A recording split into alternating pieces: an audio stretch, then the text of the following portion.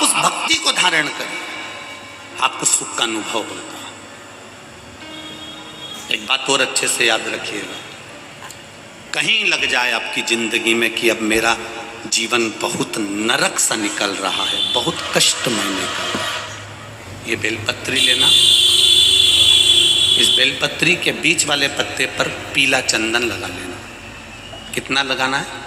बीच वाला जो पत्ता है उस पर पीला चंदन। जब आपको लगे कि मेरा जीवन बहुत कष्टमय है, अब ये रोग, अब ये कष्ट दूर ही नहीं हो रहा, अब ये आए दिन तकलीफ पर तकलीफ बढ़ती जा रही है, आए दिन रोग बीमारी, पैसा घर में बच नहीं रहा, बहुत कष्टमय जीवन है, इसमें लगाओ पीला चंदन बेलपत्री की बीज पत्ती पर। महाराज,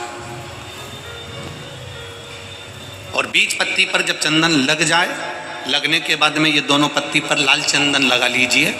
इन दोनों पत्ती के बीच में जो डंडी का भाग होता है, आपको कहा था, आपको स्मरण में होगा शायद, हमने जब बेलपत्री की महत्वता बताई थी तो उस बेलपत्री की महत्वता में कहा था ब्रह्मा विष्णु महेश ये तीन हैं, बोला था।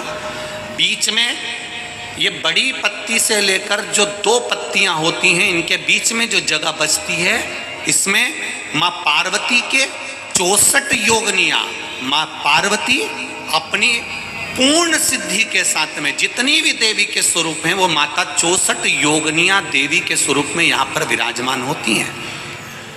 दो पत्ती के नीचे से जो डंडी होती है नीचे तक, ये पूरी डंडी में 33 कोटि देवी देवताओं विराजमान होते हैं इस पूरी डंडी के अंदर। तो ये बीच वाली पत्ती है, ये जो बीच वाली पत्ती का जो भाग होता है, इस पत्ती के भाग में शहद का प्रयोग कर कर, यहाँ पीला चंदन, लाल चंदन, लाल चंदन, शहद का प्रयोग कर कर, इसी तरह से पकड़कर ये बेलपत्री की जो डंडी है वो अशोक सुंदरी पर जब आप समर्पित करें तो जहाँ से जल बहता है उस ओर पर इस पत्ती को चढ़ाकर केवल आपके हृदय की बात कहकर देवाधिदेव महादेव से कोई भी शिव जी का मंत्र, पंचाक्षर नमः शिवाय, षडाक्षर ओम नमः शिवाय, श्री शिवाय नमस्तुभ्यम, या महामृत्युंजय मंत्र, जो शिव का मंत्र हो आपके पास में, उसको बोलते हुए देवाधिदेव महादेव को धीरे धीरे जल की धार चढ़ाना प्रारंभ करो। जल की धार जब पूर्ण होने लगे, उसमें थोड़ा जल बचे, तब अशोक सुंदरी पर जो तुमने बेलपत्र चढ़ाई है वहाँ उस जलधार को चढ़ाए। ये प्रयोग आपको केवल सोमवार की अष्टमी पढ़ने पर ही करना है। कौन से दिन करेंगे? जम के बोलिए जरा।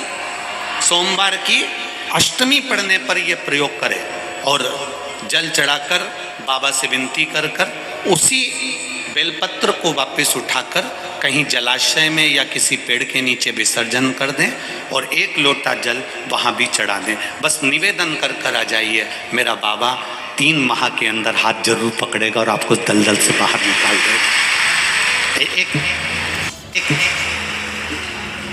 यही प्रयोग का एक फल आया, देखिए आप।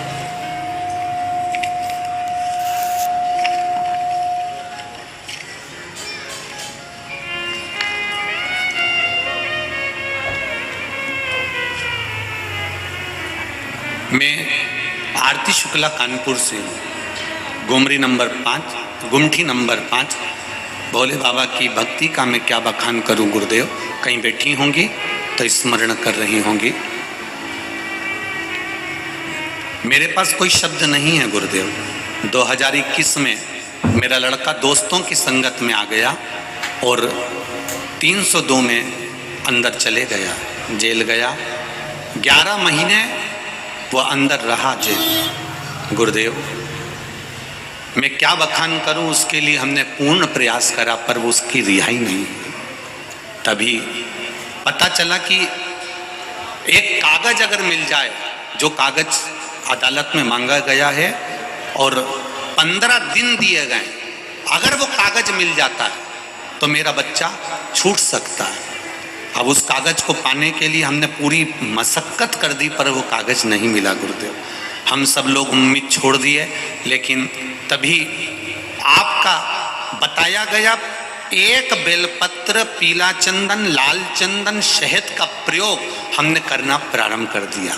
केवल एक बार उस बेलपत्री की सोमवार अष्टमी का भाव था और समर्पित किया। बाबा की कृपा से 20 मिनट बाबा का जाप किया। गुरुदेव मेरी बेटी का फोन आ गया कि भाई रिहा हो गया। ये शिव है, ये शिव है, ये शंकर है। बैठिए, कहीं खड़े हों तो बैठ जाइए। ये ओघरदानी है। इसका प्रयोग, ये बेलपत्र वही है जिसको आप हमेशा चढ़ाते आए, जल भी वही है जिसको आप हमेशा चढ़ाते हैं, चावल भी वही है जिसको आप हमेशा चढ़ाते आए, गुलाब की पंखड़ी भी वही है जिसको आप चढ़ाते आए। जल वही है, गुलाब वही है, पत्ती वही है, बेलपत्र वही है, मंदिर